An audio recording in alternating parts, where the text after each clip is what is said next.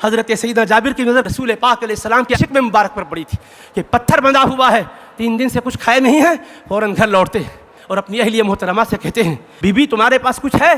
میں نے رسول پاک علیہ السلام کی ذات اقدس کو دیکھا، شدت بھوک کے آثار نمودار تھے، میں چاہتا ہوں کہ کچھ حضور کی خدمت گزاری ہو جائے۔ اپنی بھوک تو دیکھی گئی مگر حبیب کی بھوک دیکھی نہیں گئی، اس لیے لوٹ آیا ہوں۔ ان کا گھر بالکل خندق کے قریب ہی تھا، آج بھی وہاں مسجد بنی ہوئی ہے جہاں سیدنا جابر رضی اللہ عنہ کا مکان مبارک تھا، جہاں حضور پاک علیہ السلام کی انہوں نے ضیافت فرمائی تھی۔ وہ گئے اپنی زوجہ مطہرہ سے پوچھا، انہوں نے کہا کہ 1 سا جو ہے اور ایک بکری کا بچہ ہے، جس کو ذبح کرو تو 2-4 آدمیوں کی غذا بن سکے۔ تو کہا کوئی حرج نہیں ہے، میں بکری کے بچے کو ذبح کر دیتا ہوں اور تم جو پیسنا شروع کر دو۔ چنانچہ ایسا ہی ہوا، ان کو جو پیسنے پر معمور کر دیا، خود بکری کے بچے کو ذبح کیا، پیسز بنا دیے، ہانڈی میں اس کو ڈال دیا اور چولہے پر رکھ دیا، اور اپنی اہلیہ سے کہا تم آٹا گوندھ کر روٹیاں پکانا شروع کرنا، یہ کہا اور حضور کی بارگاہ کی طرف پھر لوٹ آیا۔ میری زوجہ نے کہا دیکھو جی گھر کی صورتحال صحیح مصطفیٰ سے عرض کر دینا، اللہ کے رسول کو ہم بلا رہے ہیں، کہیں ایسا نہ ہو کہ حضور کے لیے باعث اذیت بن جائے، ضیافت خود ایک زحمت نہ ہو جائے، صورتحال بتانا۔ کہا ٹھیک ہے، جا کر عرض کرنے لگے آہستہ سے، یا رسول اللہ صلی اللہ علیہ وسلم، میں نے چھوٹا سا بکری کا بچہ ذبح کیا ہے، میری بیوی نے 1 سا جو کا آٹا پیسا ہے، حضور آپ 1-2 صحابہ کو لے کر تشریف لائیں۔ یہ گزارش کی صحیح بخاری شریف میں اور دیگر کتب سیاہ میں حدیث پاک ہے، کسی میں نفر کا ذکر ہے، کسی میں رجل اور رجلان کا ذکر ہے۔ 1-2 صحابہ کو لے کر حضور آئیں تو حضور علیہ السلام نے جو ہی سنا، فرمایا کتنا ہے وہ؟ کہا اتنا ہے۔ فرمایا وہ بہت کم ہے سمجھ رہے، وہ بہت ہے، برکت والا ہے، جاؤ۔ اس کے بعد آقا نے اعلان کیا یا اہل الخندق ان جابرا قد صنع سورا فحی اہلا بکم، اے خندق کھودنے والو، بے شک جابر نے تمہارے لیے ضیافت کا اہتمام کیا ہے، تم سب مل کر چلو ان کی دعوت میں استفادے کے لیے۔ حضرت جابر کو تھوڑا سا بشری لحاظ سے خیال آیا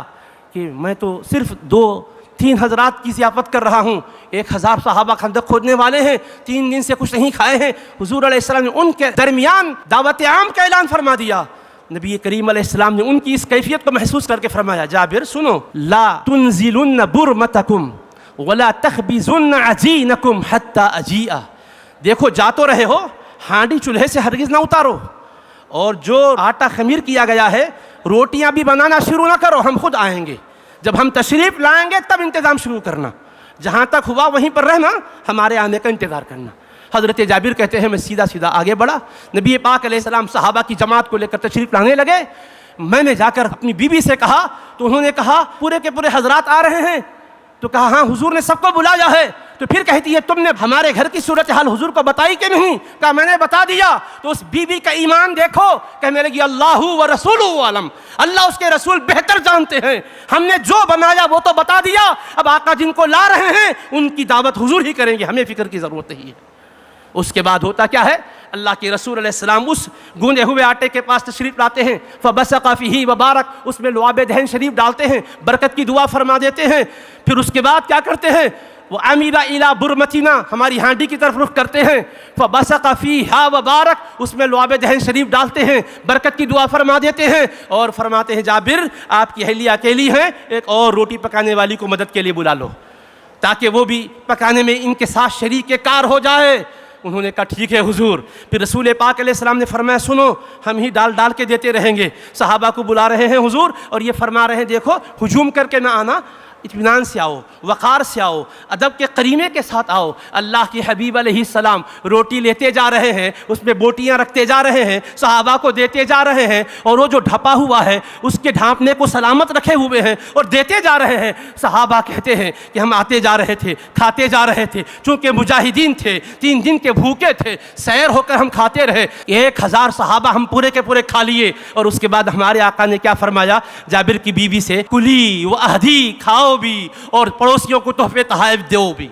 وہ کہتی ہے کہ دن بھر ہم کھاتے بھی رہے، لوگوں میں بانٹتے بھی رہے، اور ہماری ہانڈی کا حال کیا تھا، ہمارے اس گوندے ہوئے آٹے کا حال کیا تھا؟ کہتے ہیں وَإِنَّ بُرْمَتَنَا لَتَغِطُّ كَمَا هِيَ وَإِنَّ عَجِينَنَا لَيُخْبَزُ كَمَا هُوَ، ہماری ہانڈی جیسے جوش مار رہی تھی ویسے ہی جوش مار رہی تھی، نہ اس کے شوربے میں کمی آئی، نہ بوٹیوں میں کمی آئی، اور جو آٹا گوندا ہوا تھا جس سے روٹیاں تیار ہو رہی تھی پہلے جتنا تھا ویسا ہی ہے، اس میں بھی کمی نہیں آئی۔ حبیب پاک علیہ السلام کا یہ معجزہ ظاہر ہوا جو نبوت کی نشانی کے طور پر چمک کر اوروں کو چمکا رہا ہے۔ اب میں یہاں آپ سے عرض کرنا چاہتا ہوں، بظاہر کچھ کھانے کو نہیں ہے، لیکن اللہ بتا رہا ہے تم صابر رہو اور تم ثابت قدم رہو تو کچھ نہیں ہو تو بھی ہم برکتیں کیسے دیتے ہیں۔ دیکھو ہمارے حبیب ہیں، خود بھی شکم مبارک پر پتھر باندھے ہیں، جب پتھر باندھ رہے ہیں تو اس کا مطلب کچھ کھائے تو نہیں تھے، اس وقت اگر دعا فرماتے ہم خانے رحمت آسمان سے اتارتے، مگر حبیب بتا رہے ہیں میں اگر دسترخوان آسمان سے دعا کر کے اللہ کی بارگاہ سے لے لوں گا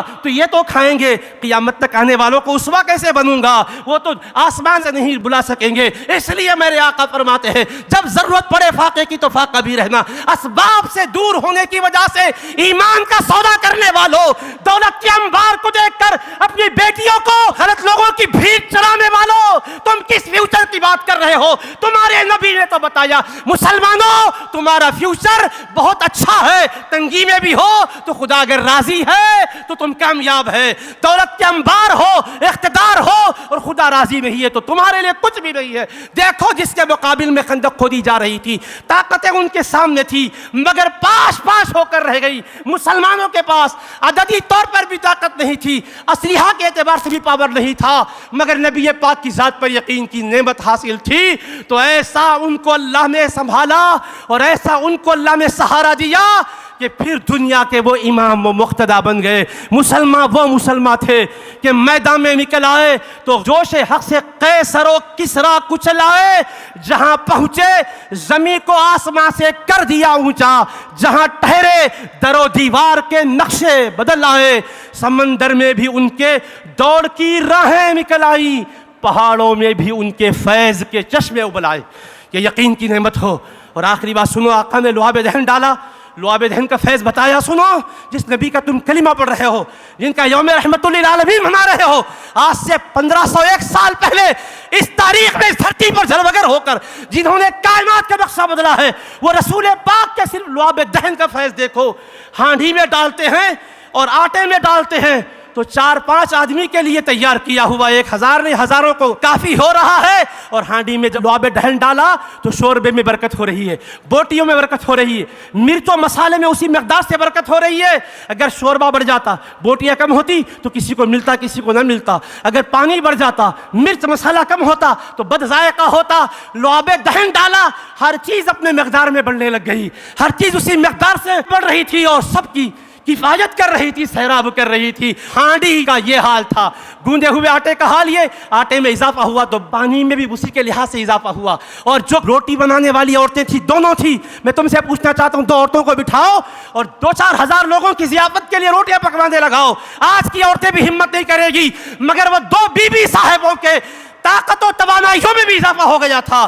تو ایک لعاب دہن نے کتنے نقشے بدلے ہیں اور امت کو بتایا ہے لعاب دہن کا یہ عالم ہے تو خود دہن مصطفیٰ کا عالم کیا ہوگا، دہن کا یہ عالم ہے تو ذات مصطفیٰ کا کیا عالم ہوگا۔